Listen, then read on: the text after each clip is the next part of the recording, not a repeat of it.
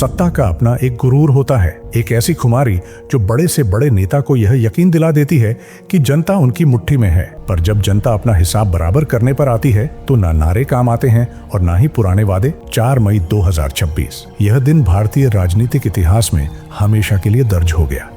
एक ऐसी आंधी आई जिसका रडार पर किसी को अंदाजा नहीं था। पिछले 15 सालों से जिस राज्य में पत्ता भी एक नेता के इशारे पर हिलता था, आज वहां की जनता ने उस पूरी की पूरी सियासी इमारत को जमीन पर लापटका था। सोचिए, एक मुख्यमंत्री जो न सिर्फ लगातार 3 बार चुनाव जीती हो, बल्कि जिसे देश का सबसे बड़ा विपक्षी चेहरा माना जाता हो, वो अपने ही आंगन में भवानीपुर की सीट 15,000 से ज्यादा वोटों से हार गई। और सिर्फ मुख्यमंत्री ही नहीं, उनकी मंत्रिमंडल के 35 में से 22 दिग्गज मंत्री, जिनकी अपने इलाकों में टूटी बोलती थी, आज ईवीएम के आगे घुटने टेक चुके थे। 63% मंत्रिमंडल जनता के गुस्से की भेंट चढ़ गया। पर सवाल यह नहीं है कि तृणमूल कांग्रेस हार गई। सत्ता तो आती जाती रहती है। सबसे बड़ा और सबसे हैरान कर देने वाला सवाल यह है कि कैसे भाजपा, जो 2021 में 77 सीटों पर सिमट गई थी, उसने 2026 में 206 सीटों का जादुई आंकड़ा छू लिया। क्या यह कोई अचानक आया हुआ सुनामी था, या फिर इस तबाही का बारूद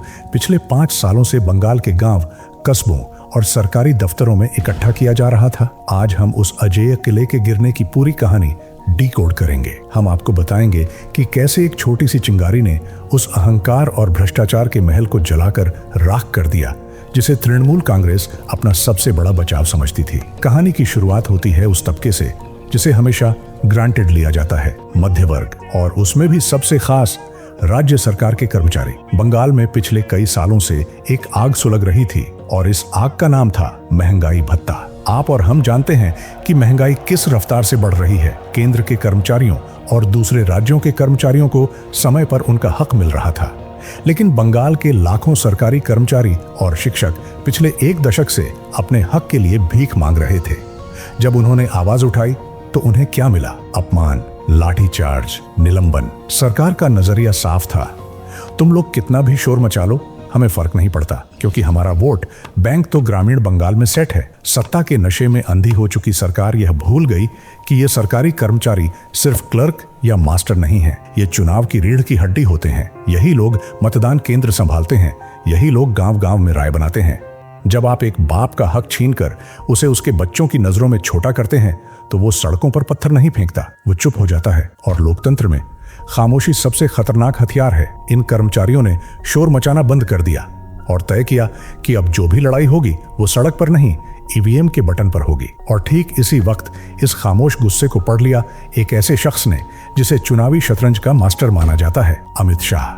दिल्ली में बैठकर भाजपा की शीर्ष नेतृत्व यह समझ चुकी थी कि सिर्फ हिंदुत्व या राष्ट्रवाद पर बंगाल नहीं जीता जा सकता। उन्हें तृणमूल कांग्रेस के कोर सिस्टम को तोड़ना होगा, और उन्होंने वही किया जहां तृणमूल कांग्रेस सबसे ज्यादा कमजोर थी। चुनाव से ठीक पहले भाजपा ने एक ऐसा मास्टर स्ट्रोक खेला जिसने तृणमूल कांग्रेस के ग्राउंड नेटवर्क को पैरालाइज कर दिया। उन्होंने खुलेआम घोषणा की, हमारी सरकार आते ही 45 दिनों के अंदर 7वें वेतन आयोग लागू किया जाएगा और सारा बकाया महंगाई भत्ता क्लियर किया जाएगा। यह सिर्फ एक वादा नहीं था, ये उस मध्य वर्ग के साथ एक सीधी डील थी जिसे तृणमूल कांग्रेस ने हमेशा लात मारी थी। नतीजा, मतदान केंद्रों पर इस बार तृणमूल कांग्रेस के लिए सेटिंग करने वाले हाथ अपने हक के लिए भाजपा के बटन पर दबाव बना रहे थे। लेकिन क्या सिर्फ सरकारी कर्मचारियों के गुस्से से 206 सीटें आई? नहीं, यह तो सिर्फ किले की पहली दीवार गिरी थी। तृणमूल कांग्रेस के आत्मविश्वास का असली गुरूर उनका एक और वोट बैंक था, एक ऐसा वोट बैंक जिसके बारे में ममता बनर्जी को लगता था कि दुनिया इधर की उधर हो जाए, पर यह वोट बैंक उनका साथ कभी नहीं छोड़ेगा। और वो वोट बैंक था बंगाल की महिलाएं, महिला मतदाता। तृणमूल कांग्रेस को लगता था कि लक्ष्मीर भंडार जैसी योजनाओं के सहारे उन्होंने आधी आबादी को हमेशा के लिए अपने साथ बांध लिया है। हर महीने मिलने वाले 500 या 1000 रुपये किसी भी गरीब परिवार के लिए एक सहारे जैसे थे। और तृणमूल कांग्रेस का मानना था कि जब तक यह पैसा खाते में जा रहा है, औरतें उनके खिलाफ नहीं जाएंगी। लेकिन बंगाल की औरतों ने इस बार बता दिया कि उनकी इज्जत और उनके बच्चों की सुरक्षा की कीमत कुछ रुपयों से नहीं आंकी जा सकती। संदेश खा ले, यह सिर्फ एक इलाके का नाम नहीं था, यह तृणमूल कांग्रेस के पतन का सबसे बड़ा टर्निंग पॉइंट बन गया। जब गांव की औरतों ने सामने आकर अपने ही नेताओं पर शोषण और जमीन कब्जा करने के संगीन आरोप लगाए तो सरकार ने क्या किया? उन्होंने उन्हीं महिलाओं को झूठा साबित करने की कोशिश की। सत्ता के नशे में चूर स्थानीय बाहुबलियों ने सोचा कि हमेशा की तरह पुलिस और प्रशासन उन्हें बचा लेंगे, पर यह डिजिटल इंडिया का दौर है। एक गांव की चीख वहां दबती नहीं है, वो हर स्मार्टफोन के जरिए पूरे राज्य में आग की तरह फैल जाती है। कोलकाता के ऐसी कमरों में बैठे राजनीतिक पंडितों को जमीन की इस आग का अंदाजा ही नहीं था। चुनाव वाले दिन गांव-गांव में घूंघट करके लाइन में लगी इन महिलाओं ने बाहर आकर तृणमूल कांग्रेस के नारे जरूर लगाए, क्योंकि उन्हें स्थानीय गुंडों का डर था। लेकिन अंदर ईवीएम की उस छोटी सी केबिन में उन्होंने अपना हिसाब चुका दिया। डेटा आज सबके सामने है। लगभग 5 से 7% महिला वोट, जो हमेशा तृणमूल कांग्रेस का वफादार था, इस बार सीधे भाजपा के खाते में चला गया। एक ऐसी चोट जिसने ग्राउंड पर सारे नंबर्स बदल दिए। लेकिन किले की आखिरी और सबसे मजबूत दीवार गिरना अभी बाकी था। एक ऐसी दीवार जिसके बिना तृणमूल कांग्रेस का अस्तित्व सोचा भी नहीं जा सकता। अल्पसंख्यक वोट। बंगाल का 30% से ज्यादा अल्पसंख्यक वोट हमेशा से तृणमूल कांग्रेस का ब्रह्मास्त्र रहा है। ममता बनर्जी का पूरा आत्मविश्वास इस एक फैक्टर पर टिका था। उन्हें लगता था कि बाहरी डर दिखाकर वो इस वोट बैंक को हमेशा अपने साथ जोड़कर रख सकती हैं। और पिछले कई चुनावों में यह फॉर्मूला सुपरहिट भी रहा। पर 2026 में खेल बदल गया। इस बार अल्पसंख्यक समुदाय का युवा सिर्फ सुरक्षा नहीं, रोजगार मांग रहा था।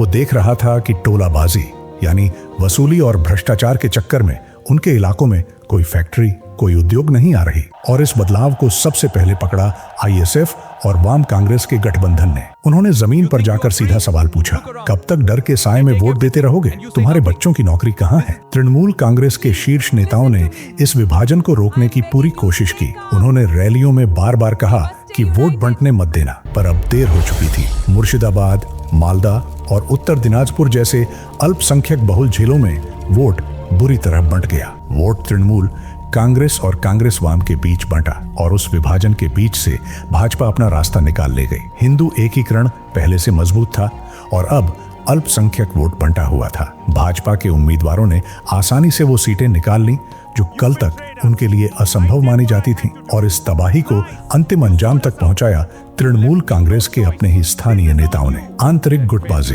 पार्टी के अंदर की लड़ाई, पुराने जमीन से जुड़े नेताओं को साइड करके नए ठेकेदार माफियाओं को आगे किया गया। जनता अपने ही विधायक से मिलने के लिए तरस रही थी। भ्रष्टाचार का आलम यह था कि स्कूल में मास्टर की नौकरी से लेकर गांव में राशन तक सब कुछ बिक रहा था। आम आदमी अंधभक्त नहीं होता, वो एक हद तक सहता है, और जब पानी सर के ऊपर से गुजर गया तो उसने तृणमूल कांग्रेस के इस अहंकार को तोड़ने का फैसला कर लिया।